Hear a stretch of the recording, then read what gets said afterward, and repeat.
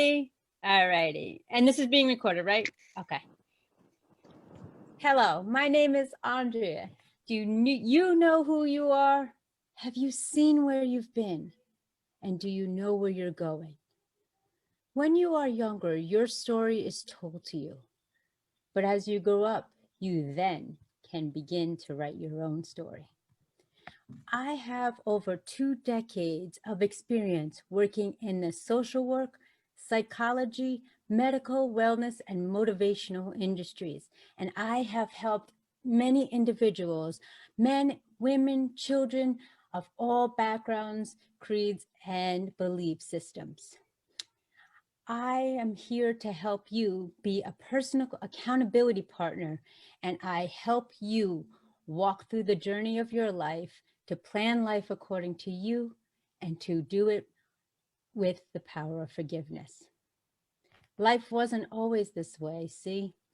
I was born in Colombia during a war-torn drug zone era at its prime. My mother, unable to care for herself, let alone me, had to put me up for adoption and sent me to America, the promised land. Upon arrival, I was only 11 months old at 11 pounds. Imagine that. That's a pound per month. Fortunately, I was welcomed with open arms, open hearts, and loving minds of my parents. My parents were successful. They were successful bankers both on Wall Street and in our local communities.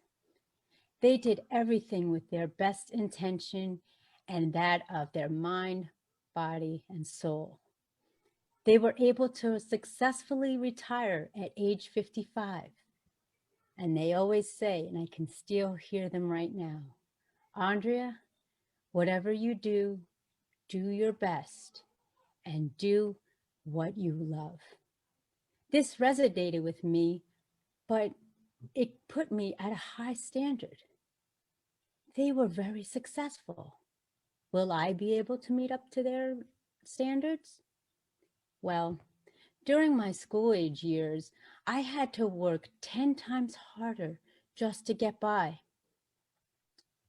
I was bullied. I was shoved into lockers, thrown into garbage cans, just because I didn't fit in. I was of short stature and looked and talked different from everyone else. It was hard because sometimes during lunch, when everybody was with their friends, I chose to eat my lunch in the bathroom or asked to be sent to the nurse, only to be sent home. This wasn't the life that I loved or the life that I wanted to lead. I didn't fit in, but I had to follow my heart and not the hurt nor the herd. Peer pressure was difficult on me. They challenged me to do things knowing I couldn't do it. They said it was possible, and I showed them that it was impossible. Does this sound like you?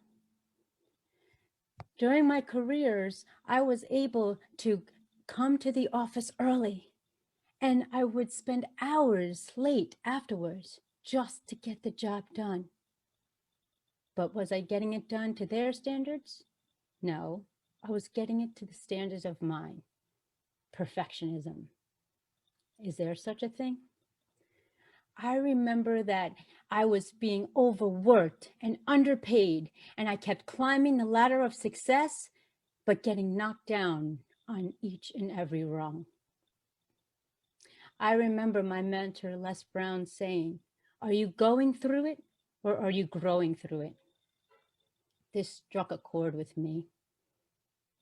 I want you to look at your life and look at the journey you're living and embrace the walk and journey you're taking today.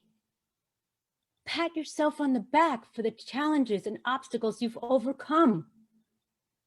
And if you haven't, pick yourself up. Know you can and believe you can. That's what I did. Leave a legacy of the life you live and a life that you love, not the one of survival, loneliness, and solitude. It's one life. Make it your own. Leave a legacy of the life you love and walk the walk and talk the talk like you are a person of integrity, commitment, confidence, dedication, and drive. I remember back in 2015, I was hospitalized for a week. I was placed on the ICU unit because I've lost all feeling in all 4 limbs. I was hooked up to machines. I was barely able to breathe. Worst of all, I couldn't see our family, let alone our son. Why? They said they couldn't figure out what was wrong. I look back now and I realized that it was due to stress, the loss of my mother, haunting me 8 years later, and still not fitting in, not making the grade. But it was at that moment I chose to win. I chose to live. I could have given up. I could have given up when I couldn't make it to America. I could have given up when I was bullied and thrown into garbage cans, just like trash. I could have given up when I didn't love myself, but I loved myself, and in doing so, I found the other part of me. I married my best friend, my husband, and today we have our own miracle, our son. So remember this. Through the tough times, miracles are made. Follow your heart and not the hurt or the herd. Through life's trials and tribulations, triumphs are won. And when you plan life according to you, you will win. I ask you again, do you know who you are? Have you seen where you've been? And do you know where you're going? When you're young, your story is told to you. As you grow up, you begin to tell your own story. Take the pen in your hand and start writing, and leave a legacy of a life you loved. I thank you for watching. My name is Andrea. I showed up. I never gave up. I'm here. I love you. And it's time. It's your time because we only have one life. Make it memorable. Make it measurable. And leave a legacy for our future. Thank you.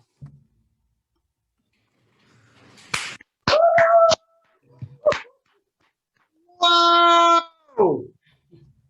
Whoa! Yo! Hey, Andrea, you made me quit. I quit. I give up. Wow! I felt like I was at a commencement speech and part of engaged in a movie when she was sending some kids off to college to live their life. I was so For real. I almost ran off the road. Wow! That was great, Andrea. Thank you. Yeah. Thank you. Oh, so Judy, what we're supposed to do? We're supposed to go to a couple things we liked, a couple things we didn't like, right? You know what, Dave? I'm just going to let you go with the flow, buddy, because I don't know. Maybe I'm trying to be too structured or something, but I loved it. And that's your nature. Give me a break. I think that's a good idea, though. Okay, that's a good idea. Okay, if anybody, okay, go ahead, Andre. What did you love, and Yeah, what are 3 things you loved, 3 things that you didn't love? I wish I could present and come across as strongly with such calmness that she has displayed. You can. Cheryl. You can. You can. What makes you think you can? Except me looking at your AC unit. Oh, sorry. That'll keep you from coming across as great as Andrea did. Oh, sorry. Cheryl, it's practice. It's practice. This is not the first time practice. she's done this speech. And it wasn't this good the first time. Not even close. Not even close. No, That's what I was it going to say. To be quite honest, what I loved, I spoke from my heart. This was me. And I loved that I didn't hold anything back. I don't know if it came across on the camera of quiveringness. I was actually reliving some of the moments. So I loved that I was me and it was from my heart. Yeah. And like I said, I played back the first time that I did it where I got yelled at by Allison and Judy saying I was robotic. Who was I?